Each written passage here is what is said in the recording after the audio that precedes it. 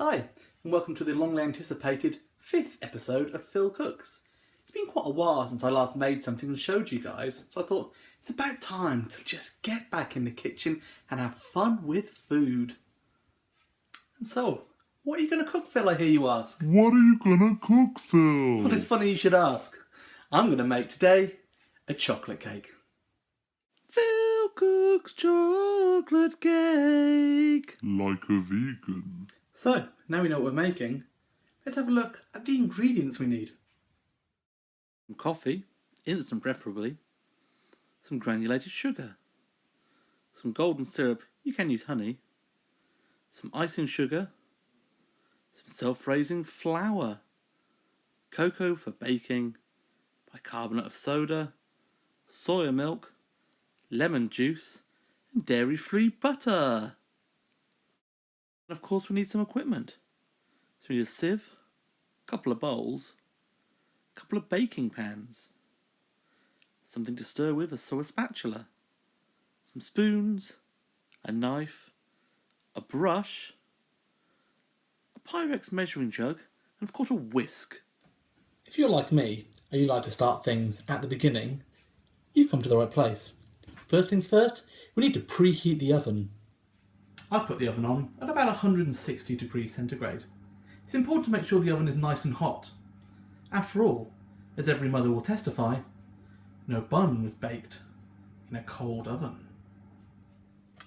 While the oven's heating up, I'm going to grease up my pans. And here they are.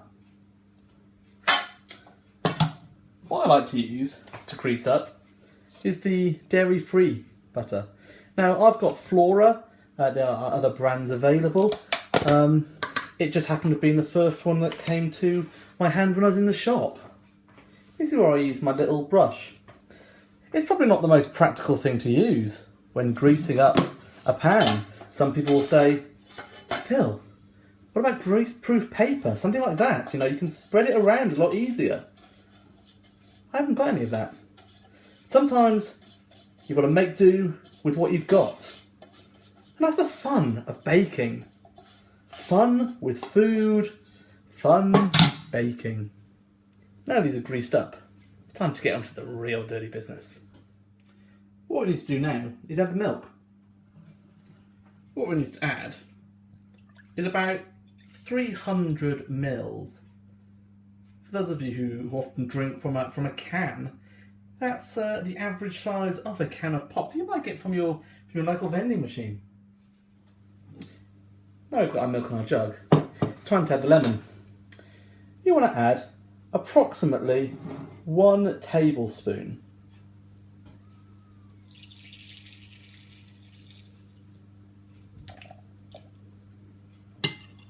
Now, just going to give it a good stir. Next, what we want to do is get our butter and put in about 150 grams into the saucepan here. Now I haven't got any weighing scales. I haven't got anything to weigh, in fact. But what I have got is my brain. This is a 500 gram standard tub of butter. And I know that 150 grams, therefore, is going to be slightly less than a third. Next we're going to add our coffee. 1 teaspoon should be enough. But I like that little bit extra. Now, we've got our golden syrup. We want about 3 tablespoons. It takes a while to run off the spoon when you've poured it. My goodness, it's satisfying. Watching the golden gooey goodness run off a spoon, ooh, suits you. We're going to put it all on the hob. It's important to stir regularly. After all, you don't want it to catch at the bottom. Nobody wants to have a burnt bottom. As I stir,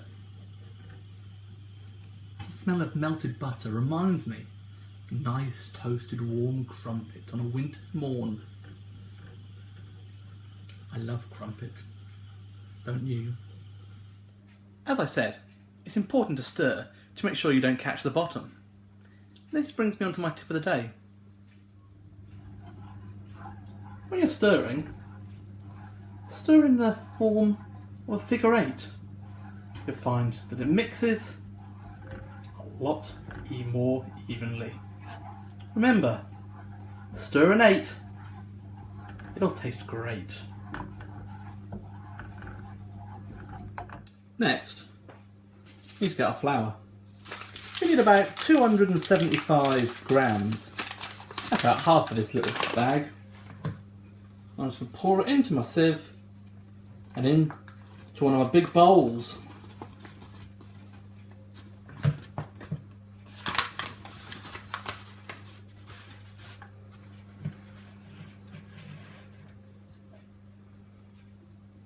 Oh yeah, look at it. You can see it's like snow falling out of the sieve.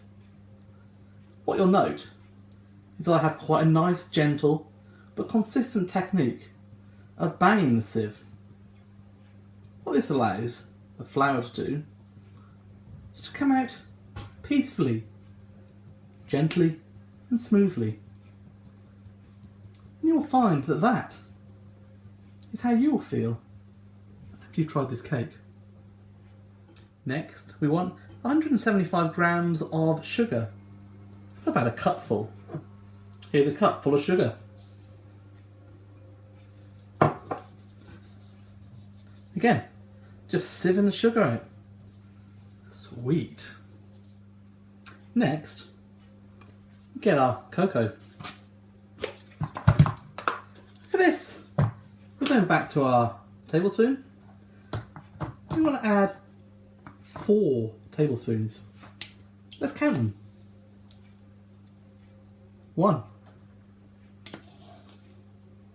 2, 3, 4. Now we want to add a teaspoon, this little stuff, bicarbonate of soda. Next, we'll add our milk.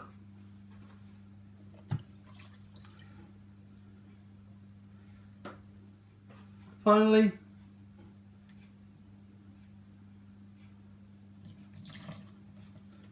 our buttery goodness.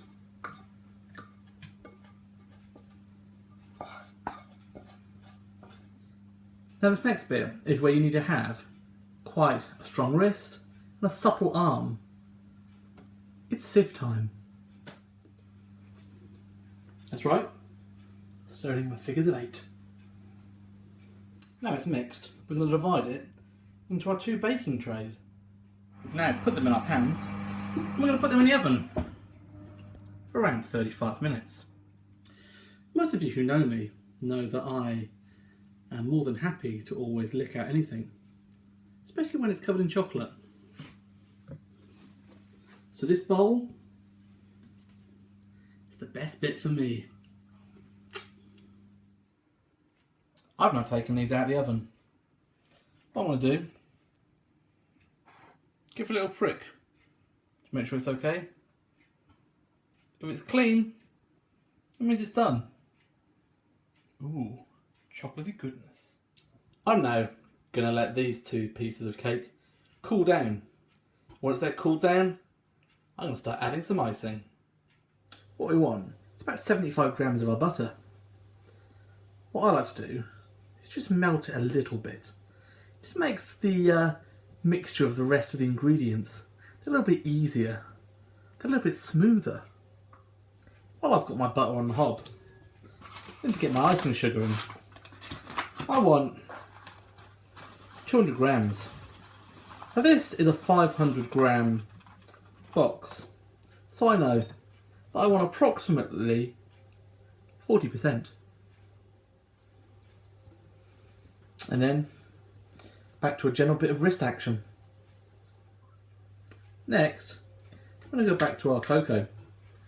Now I'm making chocolate icing, so I want another 4 tablespoons here, which by the looks of it looks like just about all I've left. Wow, that's a bit of luck. Sometimes you need a bit of luck when you're in the kitchen. Don't I know it? So now I've got icing sugar and chocolate. I'm going to pour in my melted butter. And to top it off, a couple of tablespoons of just water. Now there's different types of water you can get. I'm just using water from the tap. And then, back to a good old bit of wrist action. Now I've mixed my icing, it's time to batter it onto the cake. I find it doesn't really matter if you're precise in equaling it about. A dollop here, a dollop there. At the end of the day, it's all going in the same cake. Having made a little filling, put one on top of the other, now I'm going to cover the top. And there we have it, the finished cake. I'm not necessarily sure if it's my best, but hey, I gave it a go. And that's what it's about in the kitchen. Having fun, experimenting, trying things that perhaps you wouldn't normally. It might not come out as well as you wanted, or even it might come out better than you expected. But that's the joy of fun in the kitchen. So there you go. There's your chocolate vegan cake. Hope you've enjoyed the video. This cake's going to be made to take to some of my colleagues at work. I hope they like it. But if they don't, fuck them. Because they didn't make it, I did. So to that note, wish you all a very good evening.